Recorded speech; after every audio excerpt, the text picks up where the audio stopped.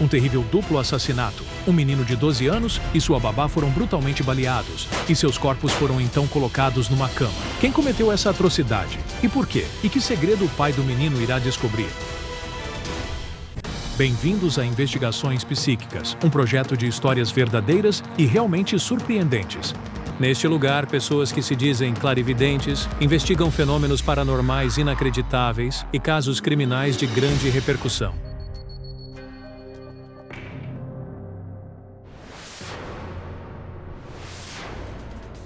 Esta investigação começou quando Olena Kurilova fez uma visita inesperada ao nosso escritório editorial. Há uma semana, tenho sido assombrado por um espírito de um menino de uns 10 ou 12 anos. Ele diz: encontre quem me matou. Ele diz que o nome dele é Maxim. Por favor, veja todas as cartas das pessoas que entraram em contato. Talvez haja alguém chamado Maxim, cujo assassino não foi encontrado. Nós vamos procurar. Nós vasculhamos milhares de e-mails e cartas e, finalmente, encontramos um apelo dos pais de um menino falecido, chamado Maxim. Essa carta chegou há apenas uma semana. Sim, ele, com certeza. É o próprio Maxim. Maxim Seredin foi assassinado no inverno, há 17 anos. O crime ocorreu às 5h30 da tarde, na sua própria cidade natal. O rapaz foi baleado. Como alguém pode levantar a mão contra uma coisa tão pequena e atirar nela na têmpora e depois no coração?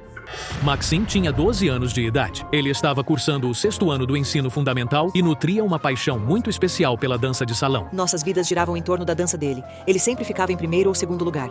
Ele era cheio de vida, sempre fazendo piadas.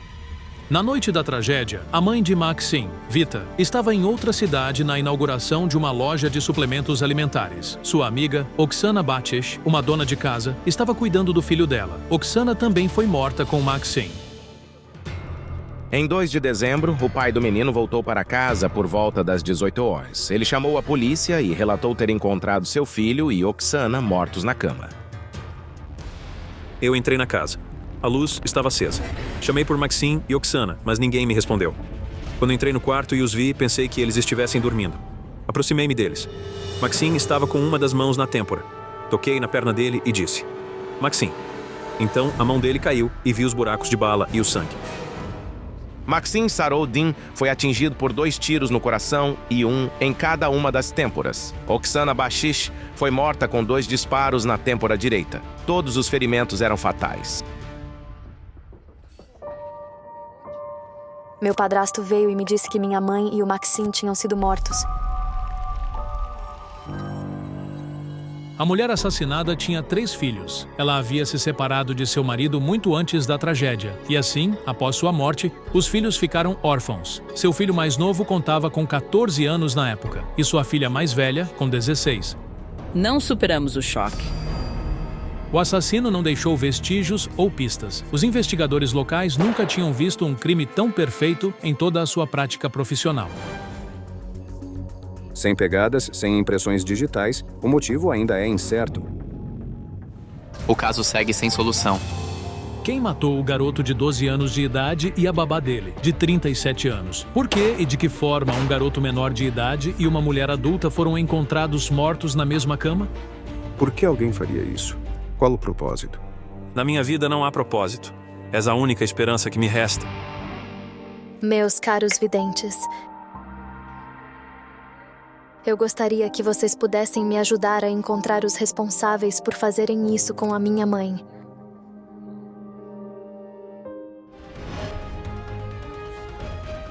As nossas especialistas, Olena Kurilova e Zana Shulakova, assumem a investigação deste horrível duplo assassinato. Zana, os parentes daquela mulher e a mãe do menino se aproximaram de nós.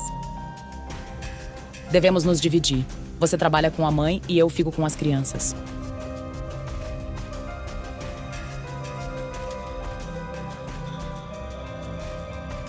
A mãe de Maxim já está à espera de Olena Kurilova perto da casa onde o terrível assassinato aconteceu. Olá. Olá, eu gostaria de pedir a sua ajuda. Por que eles mataram o meu filho? Como foi que eles fizeram isso? E, acima de tudo, quem foi o responsável? Ele está segurando algum tipo de caixa e ele diz: todos vão morrer se descobrirem. O que será que é? Será que havia algum segredo? Não sei isso. Será que o pai mora aqui? Sim, eu não moro mais aqui. Meu marido mora com a nova parceira dele. Sim, éramos amigos da mãe deles. Sim, completamente. Após a morte do filho que tiveram, o casal se divorciou. Vita deixou a cidade e Vyacheslav, o pai do menino, agora tem uma nova esposa e um filho de 5 anos de idade. A relação entre os ex-cônjuges é, para dizer o mínimo, bastante tensa. Vita suspeita que foi o pai quem matou o filho dela e também a amiga dela. A Vita fazia questão de contar para todo mundo e ela até me disse na minha cara: "Você matou o Maxim porque ele não era o seu filho biológico." A família tem uma história bastante complicada. Eles tinham 2 filhos, mas o pai do mais novo, Maxim, é outro homem. No entanto, o menino tinha apenas 12 anos na época de sua morte. Quão plausível é que o pai tenha decidido se livrar dele depois de tantos anos? Enquanto isso, Jana Shulakova chegou à casa da família Bakish. Aqui é onde as filhas da Oksana e a sua mãe idosa residem. Alô? Por favor, ajude-nos a entender finalmente o que aconteceu. Perguntei às cartas se Oksana viu o assassino dela. O assassino dela a abordou por trás. Ela não viu o rosto do agressor. Mas é bem possível que ela conhecesse essa pessoa. Consultei o círculo íntimo de conhecidos dela com as cartas. E quanto ao pai? Eles estão divorciados há muito tempo. E ele teve os seus direitos parentais retirados. E a mãe criou os filhos por conta própria. Sim, ela vivia exclusivamente para os filhos dela. Para sustentar as 2 filhas e um filho, Oksana trabalhava muito e nos dias de folga ajudava a família de uma amiga, cuidando de Maxim por um pequeno valor. Ela morreu ao lado dele. Eu gostaria de ligar para a Olena. A Jona está ligando, atende. Acho que deveríamos ir ao local onde a morte aconteceu, a casa dela. Concordo. Te vejo por lá.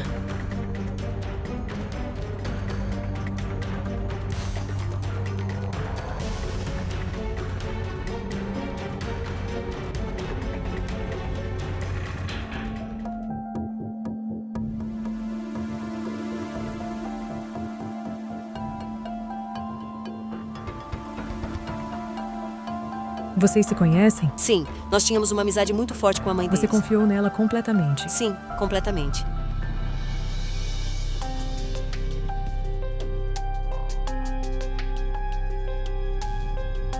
Tem alguém aí em casa? Sim, claro. Alô? Olá a todos.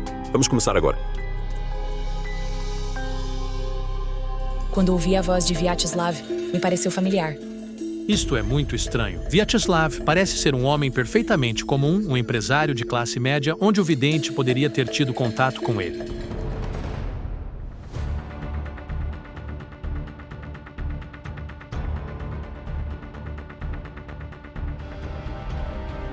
A mulher e o menino Correto. estavam aqui. Com certeza. Foi morta na presença dele. De acordo com a autópsia, Oksana morreu alguns poucos minutos antes de Maxim. Portanto, é altamente provável que o menino tenha testemunhado o assassinato dela. A sala estava vazia. O rapaz não estava lá inicialmente quando a agarraram e começaram a torturá-la. Ela estava sozinha. A vidente está na cozinha, onde, de acordo com os investigadores, os agressores atacaram Oksana. Ela estava preparando o jantar para Maxim. A mulher e o menino não estavam na mesma cama quando foram atacados. Os assassinos os juntaram. Estava muito frio. Maxim saiu correndo rapidamente por esta porta. Ele se deslocou para este lado. Será que tem um banheiro por aqui? Vamos seguir em frente. Não havia banheiro na casa naquela época. Aquilo não estava funcionando. Ele foi ao banheiro que fica ali. Foi ali que o atacaram. Mas ele não sentiu perigo. Mãos masculinas o agarraram e puseram uma faca no pescoço dele. Os investigadores constataram que Maxim tinha sido realmente atacado no quintal da residência. O casaco do garoto estava completamente coberto de lama e apresentava marcas de arrasto. Eles não tinham a intenção de matá-lo aqui. Eles o arrastaram. E a faca está aqui. O sangue espirra. O sangue estava cá.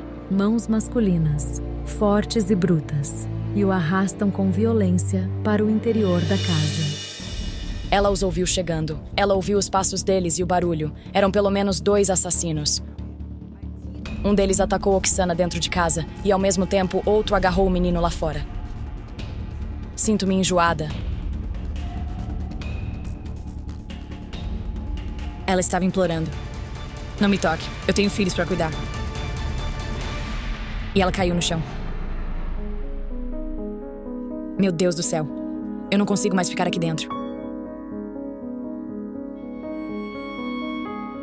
Eu não entendi como alguém pôde matar brutalmente uma mulher e uma criança. Por que fizeram isso? Que tipo de monstro fez isso? Há uma sensação estranha na casa, como se algo tivesse sido roubado aqui antes. Tinha um empregado morando aqui. Sempre roubava. Então bati nele algumas vezes e gritei com ele. Será que tudo isso não passou de uma vingança pessoal direcionada a você? Após outro roubo, Vyacheslav finalmente demitiu o infeliz trabalhador. O homem poderia ter realmente buscado vingança? Descobrimos que o homem tinha sido previamente condenado por roubo e furto. As autoridades imediatamente verificaram o ex-condenado e ele confessou ter matado o menino e o amigo da família. Sentia-se um cheiro de medo. As pessoas foram forçadas a assinar confissões. A polícia recebeu 19 confissões de pessoas diferentes. Isso é impossível. O caso teve uma enorme repercussão e a polícia local estava tão ansiosa para resolver o crime de maior visibilidade em seu distrito que pressionou 19 pessoas a confessar o terrível duplo homicídio. Mas por mais que a polícia se esforçasse para incriminar alguém, o duplo assassinato permanece sem solução até hoje. Eu sei de uma coisa. Este assassinato aconteceu por sua causa. Um espírito apareceu atrás de Vyacheslav.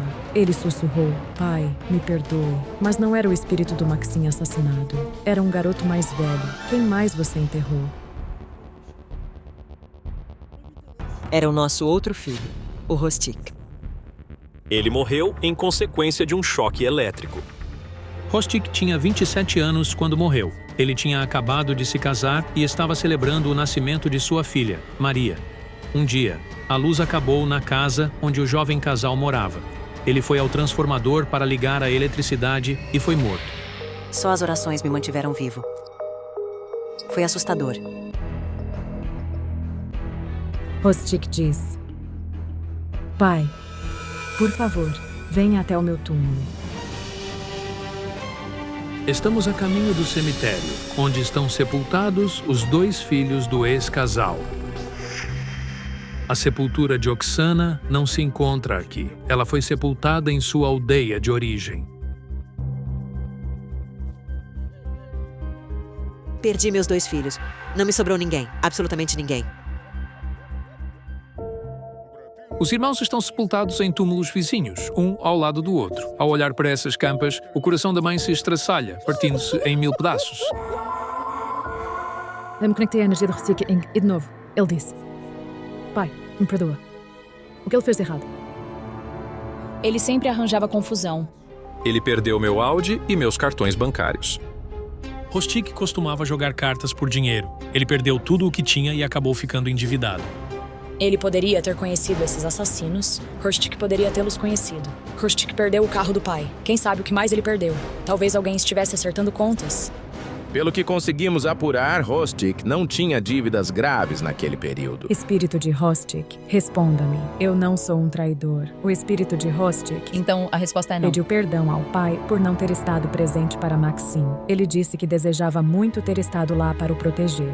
Rostik estava comigo. Verificou-se que, no momento da terrível tragédia, o casal já estava vivendo separado há 1 ano. O filho mais velho deles, Rostik, havia se mudado para uma outra cidade com a mãe, enquanto Maxim permaneceu junto ao pai. Ele sempre me trazia tanto carinho, tanto afeto, e esse gesto dele de ter ficado em casa comigo foi algo que eu cheguei a pensar que o Maxim também me deixaria sozinho. Mas não, ele disse a ela: "Não vou abandonar o pai, eu vou ficar com o pai." O que é ainda mais surpreendente e chocante é que, antes do nascimento de Maxim, o casal havia se separado por um certo tempo. E Vita teve um relacionamento amoroso com outro homem. Ela deu à luz Maxim, que era filho biológico dele, mas posteriormente ela retornou para Vyacheslav, e ele então adotou o garoto. Eu o amei muito por isso. A verdade é que Maxim o amava. Ele era o elo que nos mantinha unidos. Mãe, vamos comemorar o ano novo juntos. Sim? Por favor, mãe. Você lhe deu sua alma. De repente, ouvi a conversa novamente, como se estivesse em casa, homens discutindo alguma coisa. Agora as vozes estavam bem mais claras. Eles estavam discutindo sobre dinheiro, e foi aí que a ficha caiu.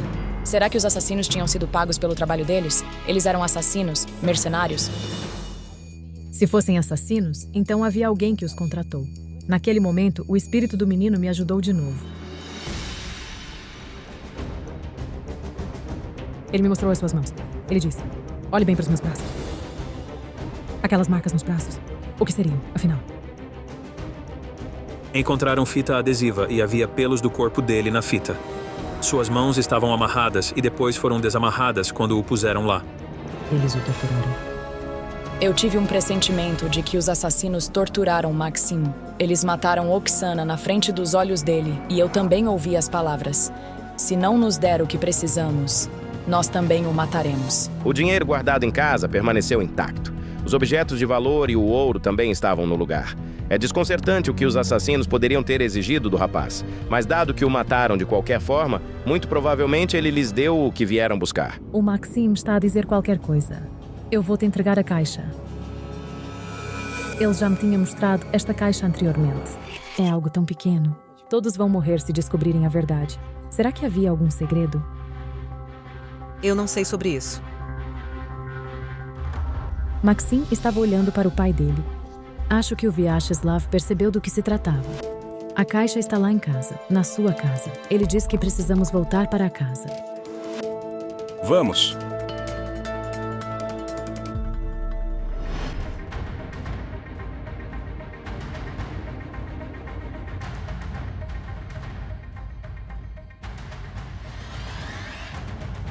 Uma faca ensanguentada. Estava debaixo do seu travesseiro? Sob o travesseiro? Não havia impressões digitais na faca. Foi limpa com um pano e colocada debaixo do seu travesseiro. Sim. Quando os investigadores chegaram ao local do crime, encontraram uma faca ensanguentada debaixo do travesseiro de Vyacheslav. Além disso, o homem tinha um revólver consigo. A arma de Vyacheslav foi levada para exame. Descobriu-se que não tinha sido disparada há muito tempo. É uma armadilha, sim. Uma armadilha. Alguém queria você na prisão por ter matado seu próprio filho. Por que fariam isso? Maxim está me mostrando algum tipo de caixa, como aquelas que guardam cartas. Será que é um telefone? É pequena. Espera, eles estão cavando, procurando nas gavetas, ameaçando Maxim com uma faca. Mostre-nos. Aponte com o seu dedo. Onde? Onde? Um disco. É um disco. Um disco de computador? Sim, um disco, isso mesmo. Havia uma gravação nele. A discussão entre homens que ouvi mais cedo naquela manhã em casa era uma gravação do disco. Este disco era de alguma forma de extrema importância. O destino de muitas pessoas dependia dele. Eu também compreendi por que a voz de Vyacheslav me parecia familiar. Eu a ouvi naquele disco. Mas o que tinha no disco? Material comprometedor? Gravação? Sim, sobre o chefe do departamento de polícia do distrito. Eu tinha um parceiro. Nós desenterramos canos de irrigação. O chefe de polícia mandou fazer e nos garantiu proteção. Mas ele não é mais ninguém e não decide mais nada. Nós cavamos e ele nos deu dinheiro por isso. Então você estava roubando? Bem, acontece que estávamos roubando. O cano estava abandonado. Ele nos disse para desenterrá-lo. Pensei bem e decidi que não havia nada de criminoso nisso. Além disso, o dinheiro era bom. Então desenterramos tubos de metal e os vendemos como sucata.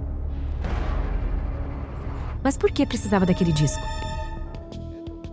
Foi iniciativa do meu ex-parceiro. Ele disse: o chefe da polícia está a roubar-nos. Vamos arranjar um podre dele. Ele trouxe um gravador para casa, colocou-o na janela e gravou-o numa cassete.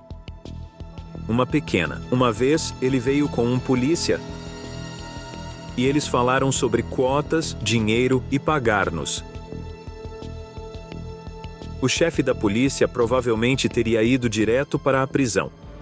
O chefe de polícia detinha um grande poder naquela época, e talvez por isso ele tenha decidido que merecia uma fatia bem maior do que seus cúmplices. E foi precisamente nesse ponto que o conflito de fato surgiu. Vyacheslav e seu parceiro então gravaram material comprometedor sobre o oficial em um gravador de fita. Vyacheslav manteve o disco em sua casa, e de acordo com os videntes, foi este disco amaldiçoado que levou ao assassinato dos inocentes Maxim e Oksana Batich. Será que o Maxim tinha conhecimento disso? Sim, ele fez, e ele inseriu no computador e perguntou: pai, que papo é esse?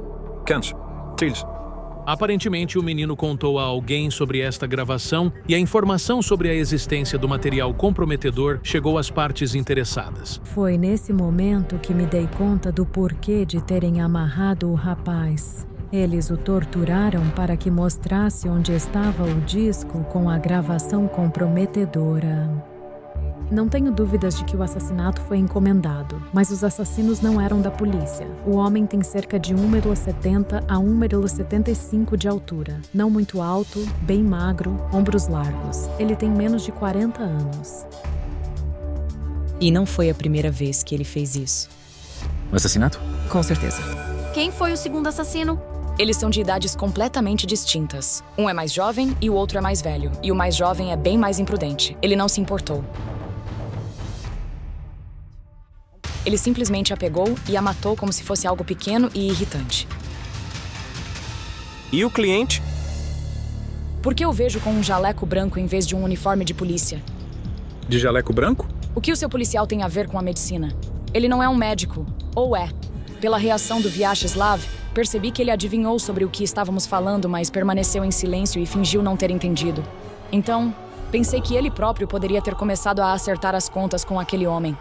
Através de fontes que não podemos revelar, conseguimos descobrir que existe alguém entre os altos funcionários da cidade conhecido como o cirurgião. Recorremos aos policiais de Hones, solicitando que verificassem as informações fornecidas pelos videntes e que encontrassem e punissem os assassinos. Agradeço-lhe do fundo do coração. Caiu-me um peso do coração. Obrigado. A morte horrível de 2 pessoas inocentes, um menino e sua babá, foi inteiramente causada pelos ganhos desonestos de seu pai. Se você se sentiu impactado por esta história, não se esqueça de curtir este vídeo e de se inscrever em nosso canal. Muitas outras investigações chocantes estão por vir.